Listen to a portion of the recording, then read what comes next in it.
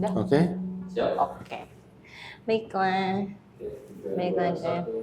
Ya, jadi kita mau repeat konten demi demi followers tercinta.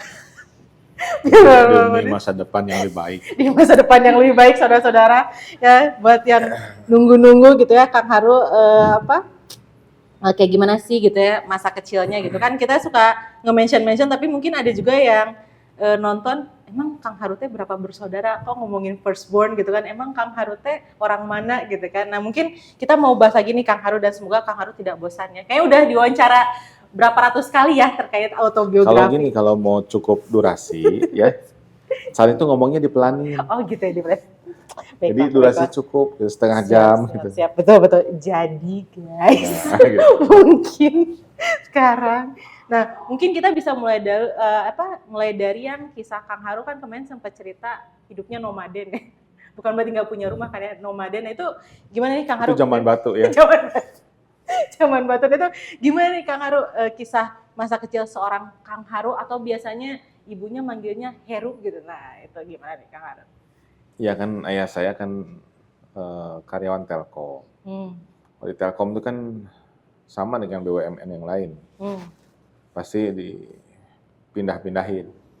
Yes. Bisa 2 tahun, 3 tahun, 5 tahun tergantung. Jadi saya kan lahir di Kabupaten Tasikmalaya. Itu bapak masih sekolah kan. Gitu. Jadi terus akhirnya kan masa kecil kan di kota Tasik.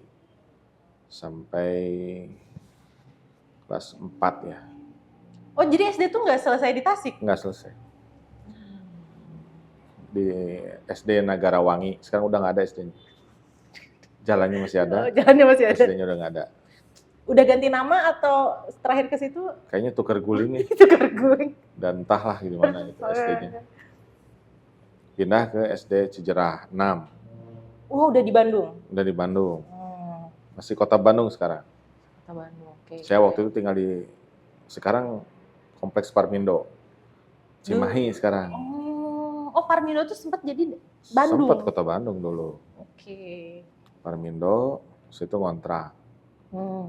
Sekolahnya di SD Cijerah 6. Berarti saya kan orang baru.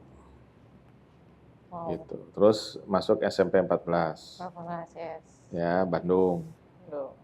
Terus habis itu pindah ke Bogor. Oh, jadi belum langsung ke SMA 8 ya? Iya, SMP 14 itu nggak selesai. Oh. Jadi SD nggak selesai. Maksudnya nggak tamat kelas 1 sampai kelas 6 nggak. Selesainya di Bandung SD-nya. Iya. SMP ke Bogor. SMP 14 masuk. Semester 1, semester 2-nya udah pindah. Aduh. Wow. Ke Bogor. Oke. Sampai kelas 2. Sampai kelas 2? Kelas 2, masuk kelas 3 ke Bandung lagi. Nggak selesai. Wow. Nah, dari SMP masuk 14 lagi, SMA 8 baru selesai. Wow. Jadi masa kecil sempat pindah-pindah, beberapa SD, beberapa SMP. Itu gimana Kang Haru, maksudnya adaptasinya, kira-kira kurikulumnya sama atau kan temennya beda lagi? Kalau kurikulum mah sama, kan negeri. Yang pengalaman mah itu, kan selalu jadi orang baru. Gitu. Di SD orang baru, SMP orang baru, gitu kan. Balik lagi kan tetap aja orang baru. Walaupun pernah misalnya SMP kelas 1-nya di situ, kelas 2-nya hilang, SMP kelas 3-nya ke situ lagi kan udah lain kan. Betul. Gitu. Jadi ya harus pintar bawa diri gitu. Orang baru, ya jangan sombong, jangan songong. Itu idenya dari mana Kang Haru? Orang tua bilang kayak gitu? Atau Kang Haru lihat situasi dan kondisi, kayaknya nih anak seucul itu bisa berpikir sedewasa itu bagaimana Kang Haru gitu? Ya kalau kata orang Sunda kan kokol begog. Artinya, anak kecil tapi kayak orang tua. Gitu. Oh. Ya kan dulu saya suka ngobrol sama kakek saya. Di keluarga itu bingung, kok cucu ngobrolnya sama kakek gitu. Iya. Terus ngobrol gitu. Ngobrol. Di garis bawahi, ngobrol ya? Ngobrol. Bukan minta mainan ya? Bukan nangis main keinjek sama kakek, bukan. Nggak gitu. Jadi ngobrol dengan kakek itu discuss. Umur berapa ya Pak? Itu discuss tolong, saya agak-agak berat Kayaknya sekali. dari SD, Memang dari sudah sejak SD lahir tuh guys, sudah. suka ngobrol tuh sama kakek. Oke, oke. Nanti kan habis saya ngobrol sama kakek saya, nanti kan yang ngobrol sama kakek saya itu bapak saya. Gitu. Ini ada apa dengan Atau kita melihat kakek lagi marahi wah saya gitu. Ya gitu. Wah, oke, oke. Jadi itu Atau mendamaikan wah saya dengan nenek saya. Kang Haru, SMA. Bapak sibuk banget kan sejak muda, kayaknya hidupnya Masya Allah, udah jadi moderator kayak gitu. Kok bisa juga tuh Kang Haru jadi moderator? Maksudnya, ya tadi kok bogoknya tuh positif gitu, itu gimana sih, kok menarik ya? Ya saya juga nggak tahu. Tapi apa yang membuat Kang Haru seneng ngobrol sama kakek gitu, deep talk sama kakek? Ya kayaknya banyak inspiring, banyak pelajaran. Mungkin kalau orang normal itu kan, aduh nggak betah lah dinasehatin gitu, dimarahin gitu. Kalau saya tuh seneng gitu, denger nasihat petuah gitu, Gitu. bekal buat hidup gitu. Wah, menarik, menarik. So, kalau aku ke kakek itu adalah senjata, kalau orang tua nggak ngizinin, kakek dan nenek adalah Berarti kamu nggak tulus, senjata. kamu tuh ada kepentingan. Kalau saya tulus, Oh gitu. saya Jadi tuh kita mau udah belajar politik. gitu. Luar biasa. Ini belum berpolitik, ini dari kecil udah berpolitik Ya ya. itu saya lihat kamu dari dulu juga gitu. Jadi saya juga jaga-jaga ini. Nih Pak mau apa nih? Gitu. Mau selanjutnya nih saya apa Ya, nih gitu ya. ini mau larinya kemana nih Menarik, Pak? menarik, menarik. Tapi ada nggak Kang Haru, pas tadi ya sekolah pindah-pindah gitu ya, yang akhirnya menetap di SMA 8 gitu ya, sampai akhirnya kuliah juga di kota Bandung gitu. Ada perbedaan apa sih antara kota-kota yang pernah dikunjungin dan akhirnya melabuhkan hati di kota Bandung? Jadi gini, ketika saya dari SD SMP itu kan orang baru terus. Sementara di SMA itu saya kan nggak pindah-pindah. Kelas 1 sampai kelas 3. Iya. Maka saya jadi organisatoris di situ. Dan teman diskusi adalah kepala sekolah. Gitu. Gimana? Teman diskusinya Iya, kepala sekolah. Ya diskusi dengan kepala sekolah. Gitu. Menurut kamu gimana? Gini. Ya kalau misalnya orang upacara, kan ada yang pingsan, ya kan? Pokoknya males lah, berat lah ya kan. Upacara itu. Tapi saya masih ingat tuh pidato kepala sekolah saya ketika jadi pembina. Pidato pasti. Coba kamu, ada yang kamu ingat nggak? Pidato kepala sekolah. Kamu Sejauh ini pidato kepala. Sok saya, kalau kamu bisa saya kasih duit 100.000. Mbak, pidato kepala sekolah berarti sekitar. Upacara hari Senin di SMA kamu. Ya. Satu kalimat aja yang begitu inspiring. Cuman satu sih, karena itu berbekas. Jangan lupa udunan buat kurban. Kayak yang lainnya gak inget. Gak inget, bener gak inget. Ini kepala sekolah saya kan guru bahasa Inggris. Almarhum Pak Tajudin kan. Dia bikin peribahasa. Waktu di upacara. To say is easy. To do is difficult. But to make one understand is more difficult. Waduh. Translate ke bawah. Mentang-mentang gurunya bahasa Inggris ya, jadi bukan. Dia ngomongin bahasa Inggris. Kalau siapa yang ingat peribahasa bahasa Inggris? Iya. Orang sekarang kan ingat dari potongan film. Nah, ini kepala sekolah yang ngomong. Kenapa berbekas Kang Haru kata-kata itu? Karena buat saya penting kata-kata itu. Ngomong mah gampang. Yang susah mah kerja. Tapi bikin orang ngerti itu lebih susah lagi. Wow. Gitu. Bapak deep talk sekali ya orangnya. Iya. Biasa. Sementara orang kan suka bikin suka menganggap enteng, membuat orang mengerti. Terus waktu kuliah, waktu ospek kan ada juga yang ngomong menuntun kuda ke sungai itu mudah, tapi menyuruh kuda itu untuk minum sangat sulit. Artinya? Membuat orang itu punya keinginan itu susah. Kan nyuruh kuda minum tuh harus kudanya mau minum atuh. Kalau kudanya nggak mau nggak akan pernah bisa kamu. Ya tapi kalau nuntun kuda ke sungai ya bisa-bisa aja orang kudanya nggak ngerti apa-apa, mau dibawa kemana juga dia ikut aja. Gitu. Tapi kan capek kalau kita tuh jadi pemimpin, yang dipimpinnya tuh harus dituntun terus. Ya kan? Dibandingkan dengan kamu memimpin sekelompok orang yang dia sudah mengerti arah dan tujuan organisasi, dan itu orang-orang hebat dan dia akan bekerja dengan keahlian mereka sendiri. Gitu. Jadi kalau organisasi kamu mau hebat, ya kamu harus memimpin sekelompok jenderal. Tapi kalau kamu memimpin sekelompok kopral, ya organisasi kamu nggak akan jauh-jauh.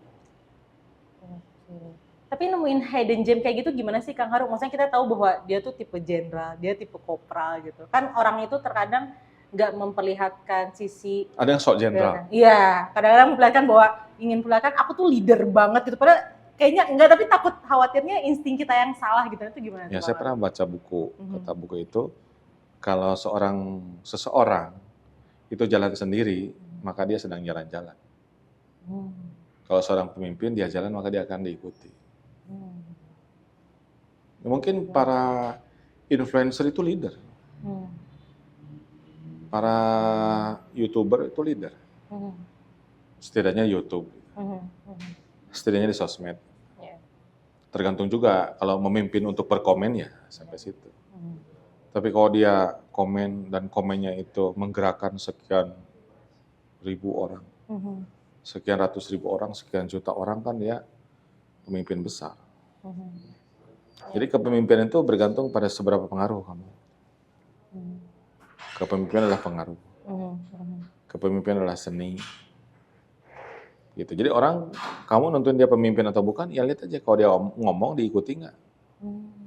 Kalau dia ngomong teriak-teriak orang santai aja, berarti bukan pemimpin. Atau kerjanya ngikutin orang, pasti bukan pemimpin. Gitu.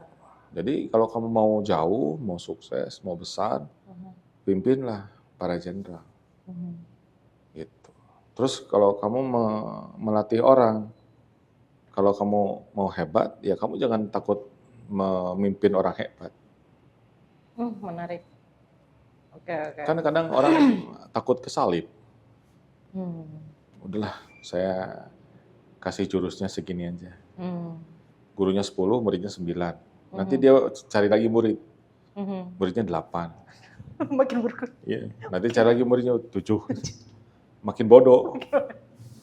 Makanya guru yang berhasil itu adalah yang membuat muridnya bahkan lebih pintar daripada dirinya.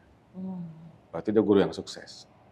Kalau Kang Haru pernah nemu nggak sih kayak kita melihat potensi orang ini tuh tipe jenderal tapi dia sendiri ngerasa enggak, aku mah enggak tipe jenderal gitu, aku mah remah rengginang gitu, atau misalnya kayak butiran debu. Itu Kang Haru pernah nemu yang seperti itu, dan gimana sih cara Kang Haru buat memotivasi dia potensi dia tuh ada gitu kayak gitu?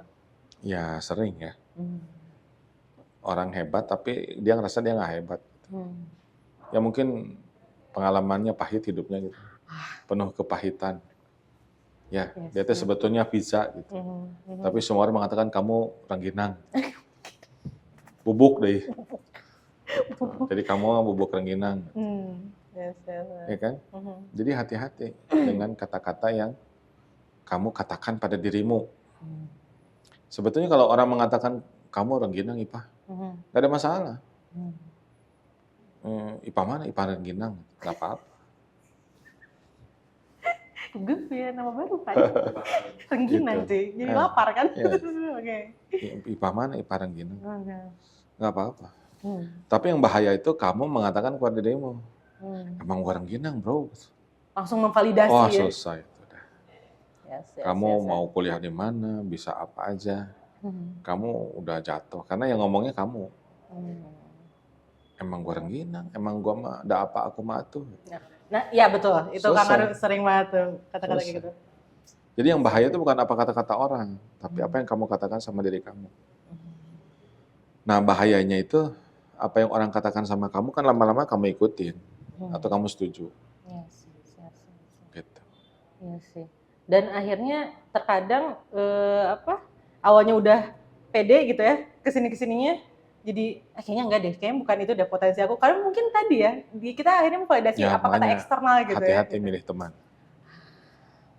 Ya, apabila kebohongan dikatakan 1 juta kali kan jadi seperti kebenaran. Sebetulnya kamu orang hebat, tapi semua orang ngomong kamu jelek, kamu bodoh, jelek, bodoh, nggak berguna, sampah, terus sampai di kamu. 1 juta kali, akhirnya kamu setuju. Betul. Nah makanya kan kita pernah ngobrol kan dulu, Hmm. saya pengen jadi orang yang kan, Ya. orang itu akan ada yang harus dimotivasi. Mhm. Kamu Superman, gitu. Ya kan? Yap. Baru dia semangat. Mhm. Saya Superman, gitu.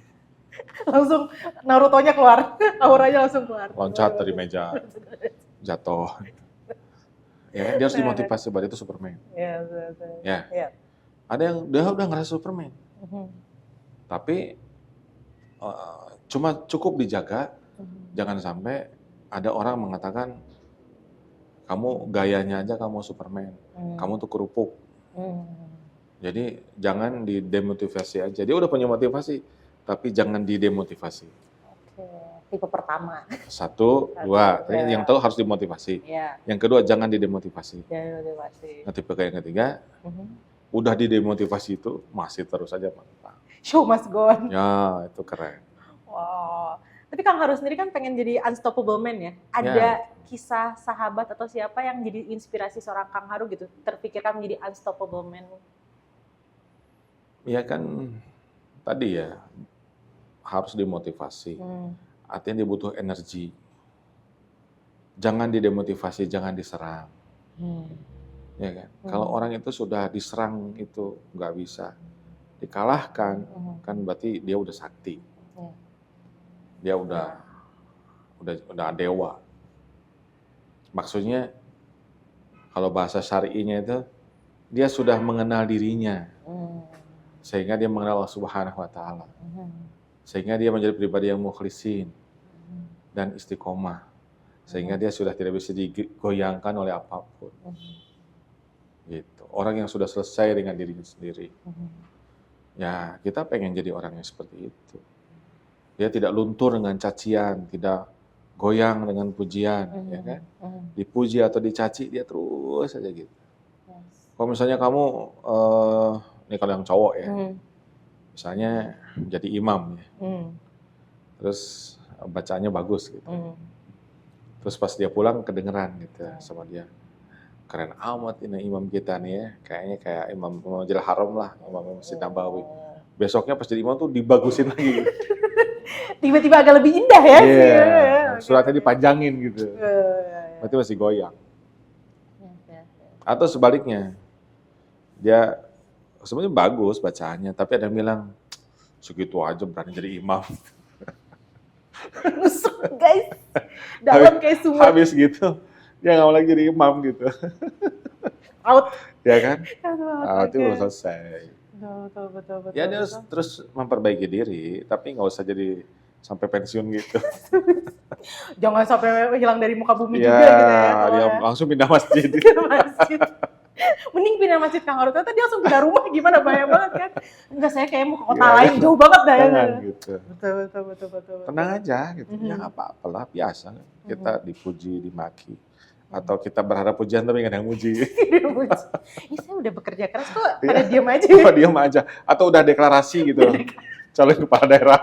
Kepala daerah, gak ada yang waro gitu. Tapi nggak ada sambutan gitu, nggak ada undangan gitu kan. Sedih banget. Ya kan? Betul. Jangan sampai IPA begitu. Oh iya, tidak.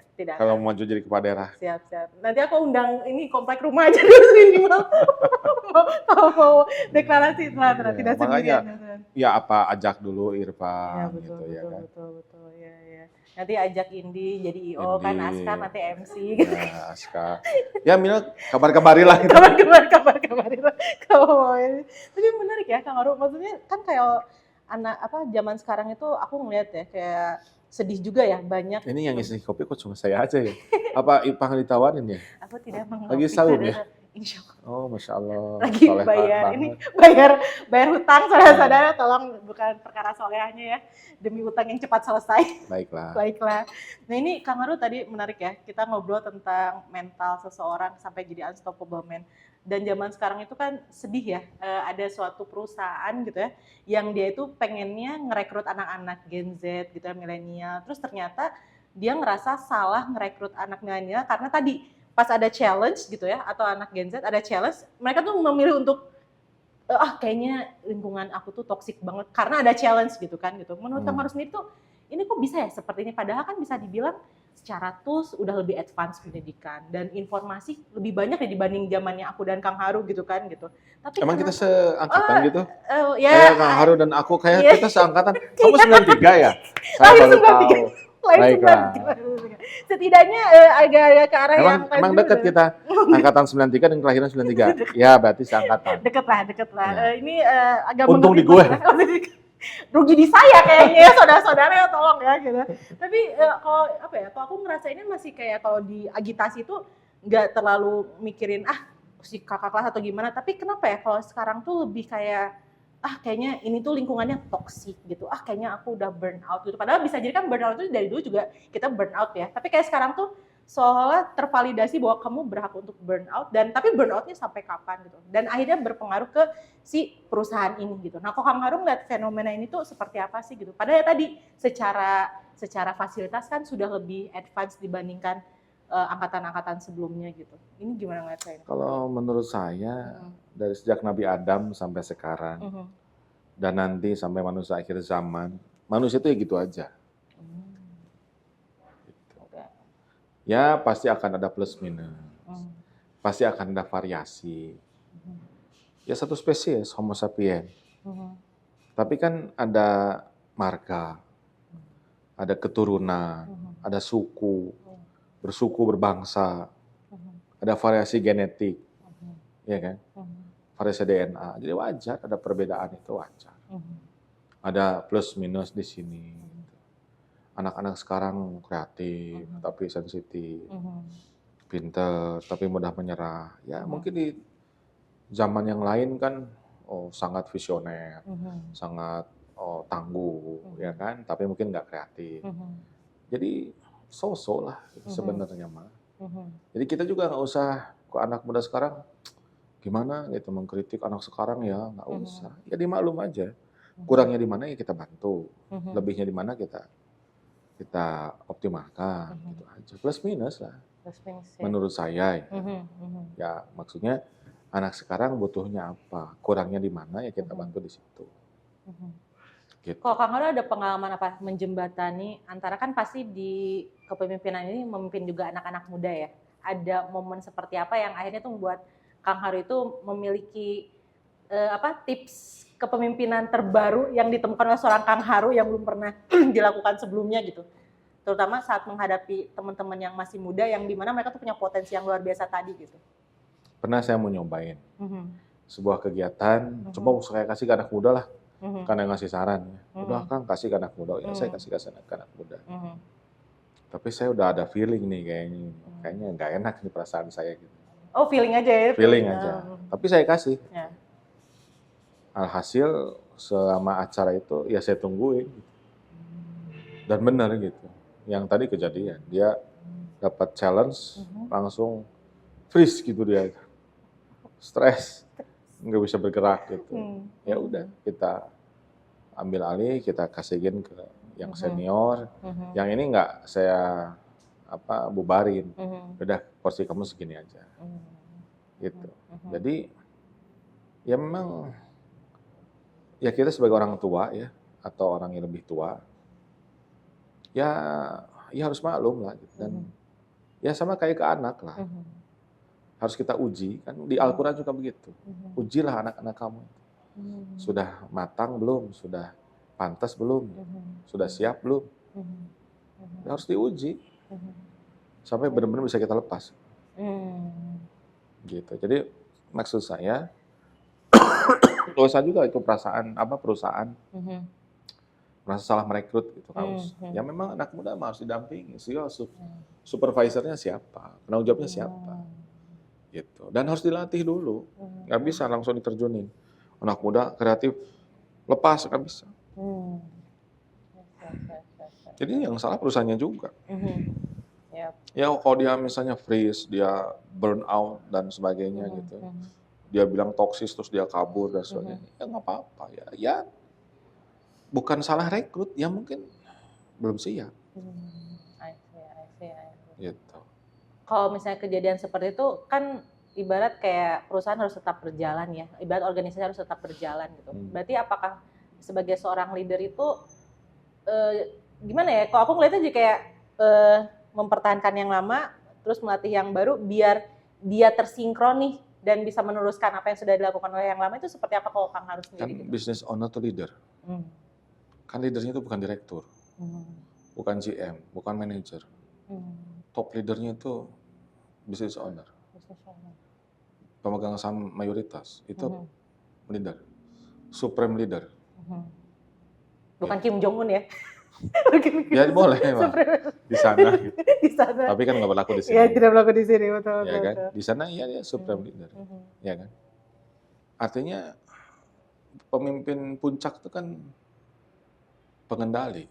Orang kan suka kepengen ya jadi supreme leader.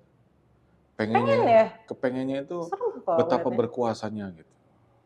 Kan ada orang yang NPO-nya tinggi kan, need of power-nya tinggi. Kalau pakai teori McLaren kan, ada orang need of relation-nya tinggi, dia mah harus berteman gitu, kenalannya banyak, harus ngobrol, gitu. Lupa waktu lah kalau udah ketemu teman. Gitu. Ada kan yang gitu? Betul. Ya. Ada yang dia berteman seperlunya, tapi dia mah inginnya berprestasi. Ya, dia nilainya pengen straight A gitu, A semua, ya kan?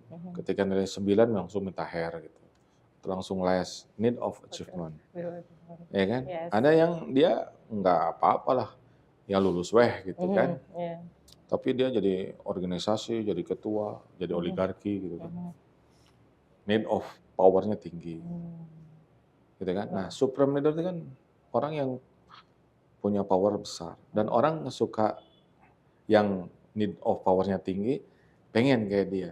Pas ngelihat betapa berkuasanya dia. Tapi dia nggak tahu betapa menderitanya orang itu. Makanya kata Bung Hatta, jalan kepemimpinan itu jalan penderitaan. Jadi kalau kamu jadi pemimpin tuh kamu mengambil jalan menderita. Karena kepemimpinan itu kan berkorban. Kan pemimpin di antara kamu adalah pelayan.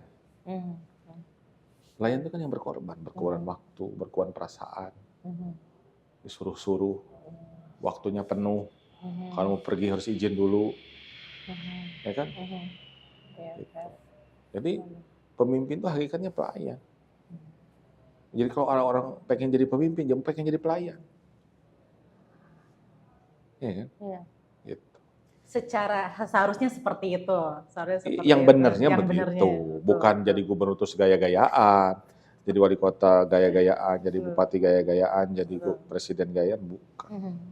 Kalau masih gaya-gayaan tuh dia belum selesai dengan hidup, dengan dirinya belum selesai. Tapi menarik tadi Kang Haru bilang sebenarnya pemimpin itu ternyata banyak yang dikorbankan gitu ya, waktu dan sebagainya.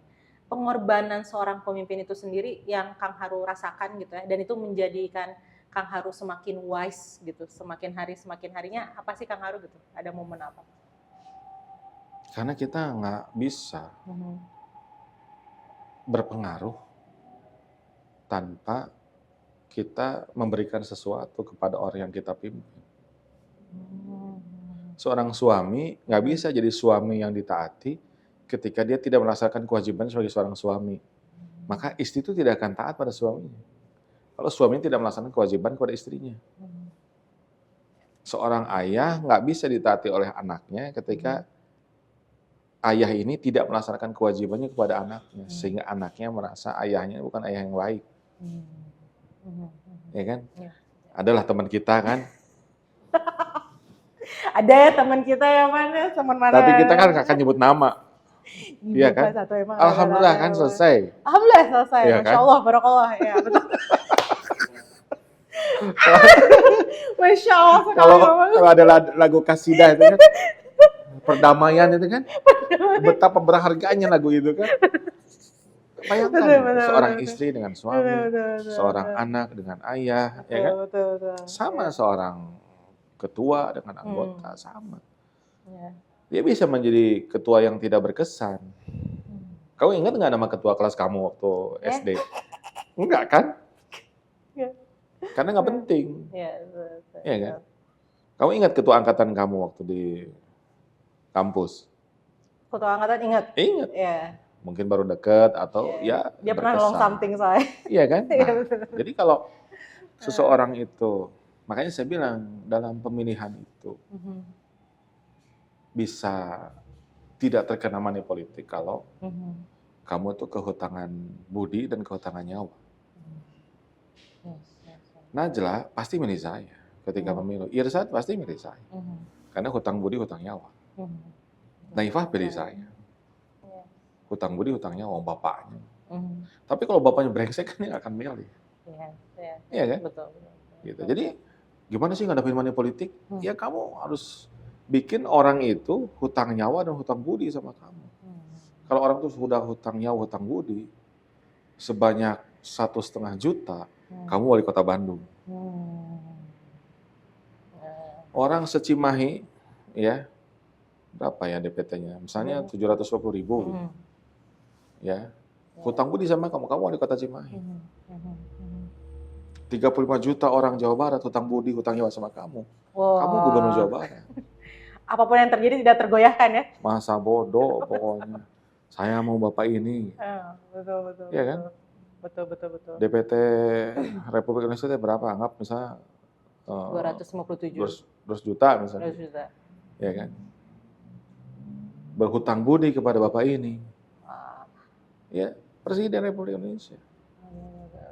Gitu. Ada juga yang nyoba 3 periode Pak Kades ya kan? Nggak bisa selesai. Tidak cukup hutang budi kepada bapak itu untuk bisa 3 periode. Betul, Kang Haru. Karena warga desa tidak setuju. Betul. Jadi mau kata undang-undang juga 3 periode ya kalau rakyatnya nggak mau ya susah juga gitu ya Kang Haru ya. Betul. Berarti apakah benar Kang Haru saat menjadi Jadi kepemimpinan itu tunggal. Teori pemimpin keluarga, kepala keluarga, ayah, ibu itu prinsipnya sama dengan RT, RW, lurah, camat sama. Wali kota, bupati, gubernur, presiden sama. Tunggal. Berarti apakah pemimpin itu ya harus selesai dulu di rumahnya dulu atau seperti roda mobil dalam dan luar sambil berjalan dua-duanya biar baik? Atau tadi harus jadi pemimpin yang baik itu setidaknya dimulai dari rumah dulu atau gimana Kang? Ya, saya kira kan kalau hierarkinya atiullah wa atiur rasul wa ulil amri minkum. Taatilah Allah, Rasul dan pemimpin di antara kamu. Pemimpin di antara kamu itu, kata Kiai Hasan itu, cukuplah kamu diridhoi oleh saudara-saudara kamu untuk jadi pemimpin. Karena banyak kelemahan. Jadi saya jadi ketua DPW bukan karena saya teh hebat, bukan. Karena saudara-saudara saya ridho. Saya jadi ketua DPW, cukup lah. Ketua DPD, cukuplah saudara-saudaranya di DPD itu ridho. Dia jadi ketua DPD, udah cukup gitu aja. Nggak usah, wah harus kayak Nabi dan Rasul dulu baru jadi pemimpin, berat. Nanti nggak ada yang mau, dan nggak ada pemimpin. Padahal wajib ada pemimpin itu. Bahkan ketika keluar dari rumah sekalipun, ambil safar. Suami istri, keluar rumah, ada supir. Nggak jelas siapa pemimpinnya, bisa berantem di mobil. Agak pengalaman Pak, agak berbahaya, bisa ya. Jadi itu harus menentukan ya mau bertiga gitu ya. Iya, kalau sama suami mah jelas, pemimpinnya suami. Jangan suami istri berangkat, pemimpin di antaranya adalah Pak RT, ada di mobil kan. Atau pemimpin kita adalah supir, nggak bisa. Betul Kang Haru. Dan tadi kalau misalnya dilihat ternyata menjadi pemimpin itu berarti butuh kasih sayang ya Kang Haru ya. Kalau dilihat-lihat ya. Kalau dari penjelasan Kang Haru, maksudnya nggak bisa kita kayak diktator. Maksudnya kayak perlu kayak tadi tarik ulur gitu kan. Iya kan banyak teori kepemimpinan. Ada pemimpin yang liberal, pemimpin yang demokratis, pemimpin yang situasional. Kadang dia diktator, kadang dia liberal, kadang dia demokratis. Katanya yang bagus kepemimpinan situasional. Lihat situasi dan kondisi. Kalau kita terlalu demokratis, semua dirundingin capek juga. Kita akan habis waktu rapat terus. Menu nanti siang kita rapat apa? 3 jam kemudian. Teman-teman, ini rapatnya mau berapa menit? Karena saking pengen dianggap ini Kang Haru, pemimpin yang menerima semua masukan kayaknya gitu ya. Ini kita duduknya gimana? Ini yang memimpin rapat siapa? Agak sampai ke arah situ agak gimana ya? Notulinnya siapa? Notulinnya siapa? Betul. Mau pakai laptop siapa? Ini ini agak terlalu Capek kan? capek banget ya. Capek. Kayak tahun depan baru rapat Iya, ini kita ya, makanya. luar biasa. Itu kalau over demokratis, ya. Yes. Over liberal. Mhm. Bro, kita rapat ya besok. Oke. Oke dong, ini agak gimana Di mana, kapan, jam berapa kan nggak Pokoknya jelas. oke, gitu. Oke, udah nggak jelas. Akan jadi rapat. Ya Baru Allah. ketemu, bro, gua ada perlu dulu ya. Ceu gitu, selesai nggak ada rapat. Waduh, oke. Ya. Nggak cocok nih kalau sebagai orang yang sistematis dengan gaya kayak gitu Ya, kayaknya. atau Iya, di kantor. iya. Kita besok rapat di sini jam sekian. Lu pokoknya datang ini, oh capek. Datang tuh udah tegang gitu. Betul. Iya kan? Betul. Tapi menarik Kang Haru waktu itu pas aku ngobrol sama Kang Haru tuh ternyata bukan rapat formal ya yang membuat keputusan penting tuh, tapi rapat yang informal. Kok bisa ya? Maksudnya kayak apakah karena rapat formal terlalu tegang dan informal rileks atau gimana? Kok bisa sesuatu yang penting itu banyaknya diselesaikan secara informal gitu?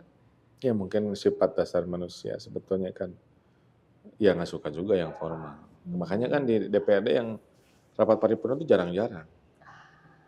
Sebelum rapat paripurna ada rapat bamus. Sebelum rapat bamus ada rapat pansus. Ada rapat komisi. Sebelum rapat pansus, rapat komisi ada rapat fraksi. Kalau semuanya rapat paripurna terus 120, wah capek kita gitu ya nggak? Ya kan? Capek gitu. Nggak jelas ini usul, ini alternatif solusi. Ya kan? Ini Satu fraksi sosialisasi. usul 10 lembar. Capek.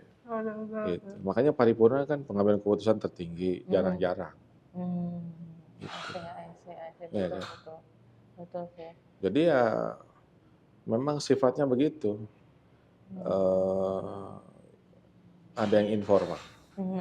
Kalau Kang Haru pribadi prefer yang mana? Atau memilih Orang tuh suka bilang saya tuh suka rapat, cina. Kan Anda yang bilang, Anda pokoknya kalau rapat tuh kayaknya dapat energi baru gitu. Bukan saya. Iya, sebenarnya. Yang ngobrol istri saya. Oh gitu. Saya udah lemes, capek, bahkan lagi sakit. Rapat jadi sehat. Sehat. Ya, kata istri saya. Ya, oke. Tapi sebenarnya berarti yang fakta terbarunya apa berarti Kang Haru? Yang seperti apa yang Kang Haru senang tipe rapatnya? Mungkin saya juga penampilan saya juga rubah ya. Dulu waktu kuliah sepatunya tentara. Hah? Iya, sepatu tentara, celananya celana katun, bajunya dimasukin, tangannya tangan panjang, terus dilinting, rambut cepak. Wow. Makanya istri saya heran kok bisa kawin dengan saya gitu. Kok bisa? Pokoknya nggak trendy banget. Sepatu tentara itu lumayan bikin shock sih. Sepatu tentara itu. Sepatu tentara dan pakai tali. Enggak, saya mikir saya bagus aja gitu. Mengkilat, rapi. Oh gitu. Aku lihatnya menakutkan gitu. Maksudnya kayak, duh, kan. Ya kayaknya saya juga takut dulu sama saya. Ya kan sepatu tentara tuh kalau jalan suaranya lumayan yang sipil bukan yang lapangan. Yang sipilnya. Bukan. Yang ada kan? Ada. Oh, tadi kepikirannya di sini udah yang itu kan ya Allah, nih Bapak langkah kakinya. Bukan yang lapangan, bukan. Yang sipilnya kan kulit. Rapi gitu ya. Rapi bagus. Kuat gitu. Kayak Bapak tuh auranya pengen kayak I'm strong. I'm old. I'm old. Tapi menariknya emang dulu Kang Haru tuh emang suka banget ya stylenya, maksudnya yang emang auranya tuh kalau orang jalan tuh bukan aura kasih, apa sih Pak? Kok aura kasih? Saya jadi ingat seseorang kalau berpantun pakai aura kasih. Tapi saya nggak akan nyebut nama. Aduh, jadi ingat tuh seorang. Apa sih auranya tuh? Aura nonnya. Gitu. Begitu atau gimana gitu? Ya kalian lah yang jawab. Kok aku ngeliatnya bapaknya sekarang jadi nggak terlalu. Kamu juga dulu bilang ya kan, saya Bapak, orang yang dihindari, Van. Rekaman coba di komputer, Van. Ya kan, Bapak. Sampai dia berdoa, ya Allah, jangan pertemukanlah aku kan. Ya kalau saat itu kan saya ngeliatnya Bapak udah nggak pakai sepatu tentara itu gitu. Kayak kebayang betapa auranya seperti apa itu aja. Saya ketua himpunan IPA, kamu jangan macam-macam. Betul. Saya ketua angkatan. Bapak ketua angkatan? Saya ketua angkatan. Wow, Bapak leader sekali, saudara-saudara, luar biasa. Jadi menjadi bukan leader itu buat saya, ya saya belajar juga. Gimana sih nggak jadi leader gitu? Gimana sih jadi orang nggak penting itu? Enak juga. Gimana sih nggak duduk di depan itu enak, duduk di Mhm. belakang, Mhm. yang cepat keluar gitu. Enak juga. I see. Betul betul betul. Dan menariknya tuh, Teh Intan tuh pernah bilang, Tapi apa saya awalnya mhm? standing saya itu tidak begitu. Oh nggak Saya gitu? tuh duduknya di depan, Ah. ngacung bertanya, Mmm. gitu.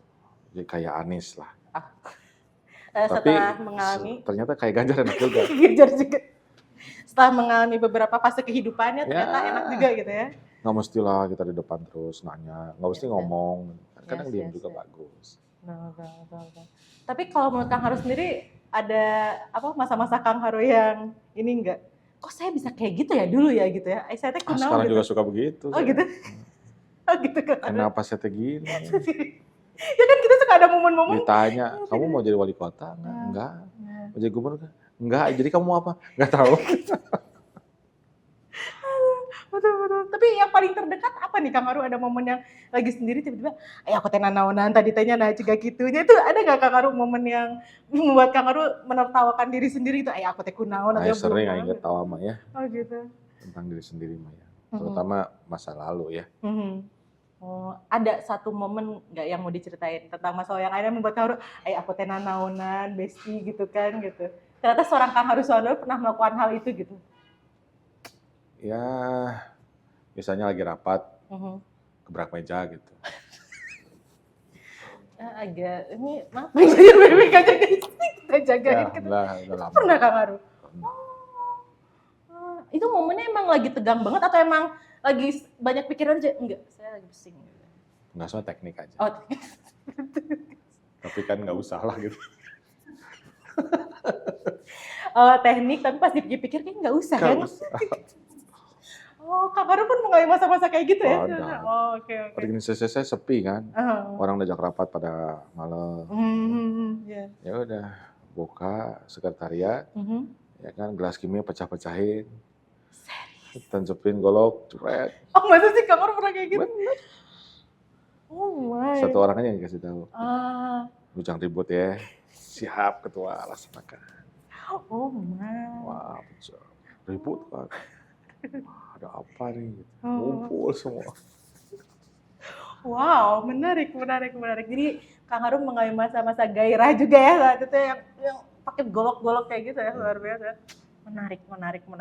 Tapi kalau Kang Haru sendiri bukan paling senang sih ya, dalam artian paling mendewasakan itu pas fase menjadi pimpinan di mana sih? Di mana saat itu Kang Haru jadi banyak kayak kalau kata Umar bin Khattab mah banyak muhasabah diri gitu, banyak lebih banyak tadi tuh harusnya gini atau gimana, itu ada momen pas kepemimpinan Setiap setiap sesi dengan tingkat kematangan yang berbeda. betul. Kita boleh nggak ngebahas pas umur 30 tahun? Kayak menarik kayak di sini kan anak magang belum ada yang banyak yang tahu kan. Seorang Kang Haru itu di umur teteh yang 30 sekarang dia udah ketua DPD PKS Kota Bandung, saudara-saudara, bayangkan. Di saat aku masih K-popers dan beliau sudah menjadi ketua DPD PKS Kota Dia Bandung. juga ketua DPD K-popers. Ketua DPD K-popers. Nah itu kan pasti banyak yang, bahkan kalau berita-berita di Kota Bandung kan paling muda. Wah, Kang Haru tuh sampai kalau ada foto kan ada 2006 foto, ya? Berapa sih? 2006 dikurangi 75. Benar, 31. 31. Di saat aku masih SD saat itu. Kamu SD ya? Kamu pernah SD? Ya, aku pernah SD. Aku tuh TK gini-gini juga. Saya kira kamu langsung masuk ke ITB gitu. Agak sedikit ini ya membingungkan, brojol D gitu ya. Gitu. Itu berarti pas aku SD berarti Kang Haru jadi Misalnya ketua gini, DPD. kita memahami waktu itu nggak ada senioritas dalam dakwah. Oke. Dakwah tuh nggak mengenal senioritas. Iya. Ya kan? Allah, Rasulnya, pemimpin antara kamu. Taatilah Allah, Rasul, dan pemimpin antara kamu. Masa bodoh kamu ini siapa? Sesenior apa kamu? Pemimpinnya saya. Itu serius Kang Haru pernah berpikir seperti itu? Benar. Makanya saya nggak ada urusan. Senior sebenarnya saya sikat. Wow. Legend. Wah. Lalu hidayah apa yang akhirnya mendatangi Bapak saat itu? Terus, ya kan, dan luar biasanya kan senior saya itu baik. Memaklumi, ini anak muda, baru bisa satu jurus. Kita digamparin sama dia semua gitu kan. Aku lagi ngebayangin loh, ini lama-lama kayaknya pas masuk sebenarnya kayak Kalau ada seorang Kang Haru kayak aku langsung balik kanan. Wah, nggak bisa kayak gitu. Oh, kamu pasti nggak mau ketemu. Iya. Mungkin kayak Kim Jong Il ya, Kim Jong Un ya. Kim Jong Un. Nggak ada serius dalam dakwah, nggak ada. Ya, serius. Oh. Sampai akhirnya ternyata kita itu makhluk emosi. Kita ini nggak bisa begitu. Bener, itunya bener. Tapi nggak gitu-gitu amat kali. Lain lah. Yang senior kita panggil, saya bisa manggilnya Serius Kang Haru? Nggak yang Akang lu Wow, menarik. Siapa? Baik. Wow. Di saat kalau di kampus kan kita suka kayak, Bang gimana nih Bang gitu ya. Oh no ya. Ya. Setara banget ya. Iya. Oh jauh tuh umurnya. Oh sabar banget tuh seniornya Masya Allah. Setelah itu baru kita rubah jadi K. Oke. Jadi AA. Sampai sekarang. Oh sampai sekarang. Jadi no ya, tapi ada AA, Akan, Mbak gitu ya. Mbak Yu. Masya Allah, luar biasa. Tapi kalau aku tuh ini sebagai orang yang dominan, Kang Haru juga kan dominan ya. Kamu suka nyamain-nyamain? Enggak, saya mah pragmatis. Enggak, Bapak tuh dominan. Bapak tuh enak banget pragmatis itu, tolong ya. Fitnah itu seorang Kang Haru pragmatis. Anda silakan seminggu sama beliau, nggak ada pragmatis beliau tuh. Bohong gitu, bohong banget. Tapi ini aku baru-baru nuruninnya sekarang pas di umur kepala 2, kepala 3. Jadi kalau ada orang, misalnya nih aku ditugasin sama pimpinan aku gitu ya. Terus misalnya nih kata kakak kelas, Pah, lu aja nih yang kerjain pas di himpunan gitu ya. Tiba-tiba ada temen aku yang mungkin maksudnya dia tuh ngebantuin ya. Tapi aku merasa kayak, emang aku tuh bisa gitu, ngapain lu yang ngerjain? Itu tuh bisa perang dunia ketiga di sekre himpunan tuh gitu kan. Padahal maksudnya dia gitu ya, kalau aku pikir sekarang tuh, mungkin dia ngebantuin. Kang Haru pernah gak sih ada masa saat ini tuh tugas saya, tapi dia yang kerjain, dia tuh nganggep aku atau Kumai itu pernah gak Kang Haru kayak gitu? Iya, kalau saya kan biologi kan. Kamu kan informatika. Iya, kayak ada istilahnya jantan teritorial. Dia punya teritorial. Dan dia tuh jantan di situ. Kalau ada jantan lain masuk, itu pasti berantem. Dianggap memasuki wilayah. Jadi saya juga begitu dulu. Kalau ada orang ngambil kerjaan saya labrak. Saya sikat. Itu normal saat itu. Ngambil kerjaan saya sikat. Sampai ada Bang Imam. Pas saya udah gemes gitu, apain lu gemes? Katanya. Dia tuh bagus ngambil kerjaan kita. Kamu harus berterima kasih sama dia. Oh bener juga ya. Gitu. Sejak itu saya nggak pernah marah. Ada orang ngambil kerjaan saya, mana? Diambil semua juga nggak apa-apa silakan. Ya jangan diambil semua juga deh kayaknya. Bener, saya diambil semua boleh. Serius? Saya berlibur. Emang udah ada beda emang makomnya nih Bapak satu. Enak kan? Bisa diambil semua kan enak. Cuman kalau aku pribadi itu asal ngerasa kayak merasa rendah gitu, kayak aku tuh bisa ngerjain, kamu tuh nggak bilang kalau mau nolongin. Aku sudah gitu, selesai bahwa nggak penting orang menganggap aku ini bisa atau nggak bisa. Sehingga nggak usah membuktikan apa-apa lagi. Nggak usah. Itu tandanya titik apa? Kedewasaan apa titik wise? Wah itu mungkin pencapaian semua orang. Kan ada kisah tuh. Lagi perang dunia ke-1 atau ke-2 gitu. Ada jenderal siapa, kan perintah nggak boleh ada api. Terus tiba-tiba ada orang nyalain api, merokok, dibentak di sana. Goblok, matiin apinya. Terusin aja rokoknya. Goblok, saya tembak kamu dari sini. Matiin. Didatengin kan. Ternyata yang orangnya jenderal paling tingginya. Gitu. Siap jenderal, laksanakan jenderal. Kita kembali ke tempatnya. Gitu. Udah selesai. Yes, betul. Oh, Kang Haru tuh Steven-nya apa? Aku tahu feeling extrovert ya? Feeling extrovert. Feeling extrovert ya? Tapi saya nggak ngerasa extrovert ya. Iya, kayaknya. Kalau udah ketemu orang banyak, saya harus menyepi, ngecas dulu. Aku kira tuh Kang Haru tuh insting. Maksudnya kan terkadang ada something kayak tadi ya, Kang Haru bisa merasakan. Maksudnya kejadiannya belum kejadian sih, cuman kayak ada cenayang gitu. Iya, kayak dukun lah gitu kan, kayak tadi. Cigana iya mual. Asa Irfan gitu mah. Berilmu di Subang. Cuman itu, aku tuh suka amazing dengan instingnya para pimpinan gitu. Apa ya kalau kita dibilangnya basiroh ya gitu kan. Maksudnya kayak wah, terlalu jauh ya. Apa ya namanya berarti ya? Insting gitu ya. Apa sensing gitu. Kayak tiba-tiba padahal belum Intuisi kejadian, aja. intuisi ya. Kayak enggak Pak. Kalau kayaknya itu nggak basiroh gitu, tuh gitu. berarti kita takut lah ya. Wallahu a'lam bishawab. Allah yang Maha tahu. Yes, yes, yes. Bolehlah intuisi boleh. Intuisi gitu. Kayak Kalau saya emang ini. bukan tipe orang yang boleh dikunci dengan data. Yes, yes, yes. Tapi Gitu. itu gimana sih Kang Haru Boleh bisa masak data itu? disajikan, tapi biarlah saya putuskan yang mana. Jangan coba-coba juga nyeting, mengarahkan saya ke sini, ke rasa. Jangan, biarin aja. Yes, yes, yes. Berarti data itu support ya, support aja Support gitu aja. ya. Makanya saya juga nggak mau kepemimpinan saya, kepimpinan saya mengarahkan. Jangan, itu kan otoritas. Jadi, I see. Tapi kalau intuisi kayak gitu dilatih atau emang Kang Haru pas dari dulu ngerasa udah ada potensi itu gitu? Kalau aku ngerasa itu, kalau aku pribadi kayak harus dilatih gitu, kayak emang gimana caranya kok bisa kelihatan yang kayak gitu kayak. kamu bisa nyetir mobil? Enggak. Bisa. Kapan kamu belajar mobil? SMA. Waktu kamu belajar, berani nggak ngangkat telepon?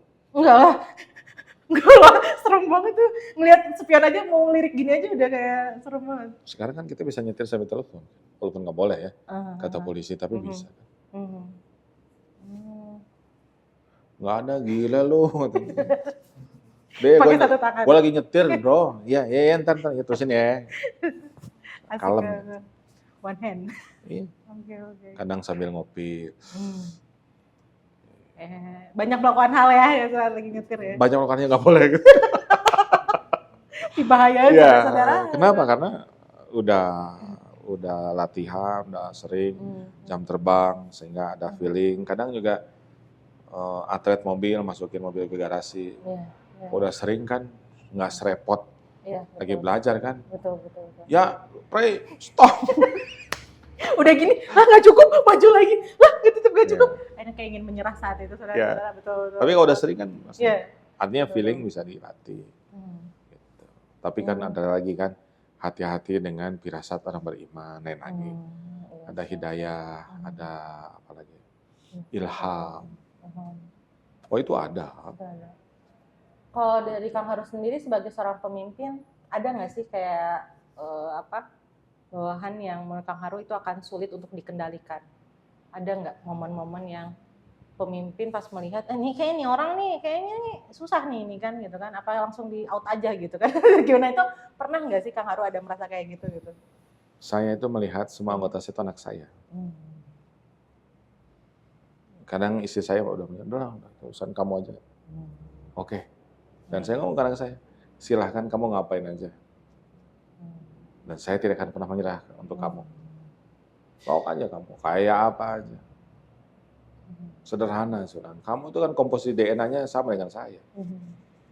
Darahmu kan darah. Dominannya udah populer nih. Darah. Oke. Jadi ya nggak akan menyerah. Sama dengan anggotanya. Kayak apa aja. Senior banget gitu. Kita belum lahir dia sudah jadi anggota. Kalau kata Pak Amin Rais sudah Muhammadiyah dalam kandungan. Iya Kak, ngeri kan? Ngeri banget ya. Kan? Kayak Askar udah liko dari kandungan ya Kak? Ya, senior lah. Gitu. Udah banget ya? Nggak ada urusan. Selama di Jawa Barat kamu anak saya. Tapi itu penting sekali. Persepsi itu penting. Kita akhirnya nggak pernah menyerah dengan orang sesulit apapun. Nah, saya nggak pernah bohong orang. Udah. Kita jabanin aja, ya seaneh apanya, kita jabanin. Gitu. Karena alhamdulillah saya nggak ada di sejabarnya, saya bilang, susah nih, udahlah, biarnya aja, masa bodoh. Filosofinya apa tuh Kang Haru? Saat Kang Haru berpikir seperti itu ada filosofi apa gitu? Ya pokoknya semua yang kita pimpin itu anak kita. Kita nggak pernah boleh menyerah kepada anak kita. Berarti seorang pemimpin itu juga nggak bisa ya, gampang menyerah tuh bahaya juga ya? Ya jangan jadi pemimpin. Sama seorang ibu hamil, capek katanya gitu ya, apalagi melahirkan, apalagi membesarkannya. Tapi kan dia itu sabar sekali kan, dari hamil, melahirkan, membesarkan sampai menikahkan. Kan sabar sekali. Nggak ada kan dia pernah kesel, udah berhenti jadi anak gua. Nggak ada. Udah berhenti. Makanya kan kasih sayang ibu itu kan sepanjang masa. Seperti matahari menyinari dunia. Rahmah. nggak pernah minta balik. Betul. Betul. Nggak pernah kan ibu kamu ngitung-ngitung sama kamu, Iya, iya. IPA bayar Betul. susu, ya, popok. Nggak pernah. Selama 30 tahun habis gini Nggak nggak bisa, ada gitu. nggak akan kebayar. Betul. Dan sekarang tuh kan fenomenanya sedih ya. Maksudnya kayak aku pernah cerita juga ke Kang Haru saat ada, sekarang tuh bahkan terakhir kita ngobrolin itu setahun yang lalu, sekarang tahun ini teman-temanku tuh semakin banyak yang terinspirasi untuk mewah-mewah panti jompo untuk orang tuanya gitu. Nah itu tuh entah kenapa ya, maksudnya kayak kok bisa ya, maksudnya kan kalau kita kan mikirnya di saat orang tua udah sepuh teh kan pengennya teh kita urusin gitu ya, tapi kira-kira Kang Haru ngeliat fenomena itu seperti apa sih? Ya, Gitu? ini akhir zaman.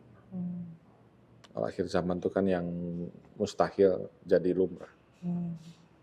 Gitu. Jadi ya kita jangan jadi bagian dari aja. Pastikan kita bukan bagian dari. Dan biar tidak berpikir untuk tadi ya, bab panti jompo itu, Kang Haru ada tips apa nih buat anak zaman sekarang biar bahwa itu nggak banget gitu. Iya kan kita pengen masuk surga. Sebetulnya buat masuk surga tuh gampang. Karena pintu surga itu ada di rumah. Ada orang tua. Jadi kalau masih ada orang tua itulah pintu kita masuk surga. Kenapa? Karena ridho Allah fi ridhul walidain. Ridho Allah tergantung ridho orang tua. Al-jannatu tahta aqdamal ummahat. Surga di bawah telapak kaki ibu. Ya kan? Jadi kalau sekarang kita berlomba-lomba cari panti jompo yang mewah buat ibu kita, orang tua kita, mungkin maksudnya itu baik, ingin menghidmat orang tua, karena mungkin dia sibuk, dia kerja, mungkin maksudnya baik, cuma ya bisa jadi nggak baik kan, ketika disampaikan dengan cara yang tidak baik. Ya mungkin bagusnya mah di rumah aja, cuma kan anaknya mungkin nggak bisa 24 jam di rumah. Ada yang bantu, ada yang jaga, kan nggak apa-apa. Gitu. Bukan dibuang di panti jompo yang mewah, bukan. Sama dia tinggal, cuma dia kan dibantu. Gitu. Lebih ada helpernya ya di rumah ya, nggak sampai beda. Karena kan dia juga mungkin nggak ngerti juga secara medis. Betul. Dan sekarang itu kalau di Jepang tuh mengerikannya ada undang-undang bahkan anak itu bisa ngelaporin orang tuanya gitu saat dia merasa haknya terganggu gitu. Dan kalau sampai dimasuk Indonesia kan serem banget ya Kang Haru ya, di saat yang di atas namakan hak asasi manusia, tapi orang tuanya jadi kayak nggak punya apa ya, nggak punya kekuasaan atas anaknya gitu kan gitu. Tapi kalau ngelihat fenomena yang kayak gitu tuh gimana sih Kang Haru? Dan pernah nggak sih ada kejadian di Dewan yang mau ngajuin kebijakan kayak di Jepang itu? Kalau menurut aku tuh aneh banget. Jadi umur 17 tahun anak itu boleh memilih siapa keluarganya gitu. Karena dia dirasa udah dewasa, terserah dia mau keluar dari kartu keluarganya atau ya itu. Ya alhamdulillah di Indonesia makan dasarnya Pancasila. Sila pertama ketuhanan yang Maha Esa. Kasus di Jepang tuh nggak ada di kita. Mudah-mudahan selama-lamanya nggak ada. Ya kan? Ngeri kan? Ngeri banget. Saya boleh milih orang tua saya mau gorila kan gitu. Orang tua saya mau orang utan. Ya kan? Orang tua saya mau penguin. Bisa aja satu hari begitu. Jadi ya itulah kalau sudah nggak punya landasan agama, semua jadi boleh, semua jadi bisa. Jadi ya penting lah menurut saya ya, agama itu penting. Jadi no untuk mengubah agama jadi budaya ya Kang Haru ya. Bukan. Agama dan budaya berbeda ya Kang Iya, Haru ya. beda. Insya Allah sip.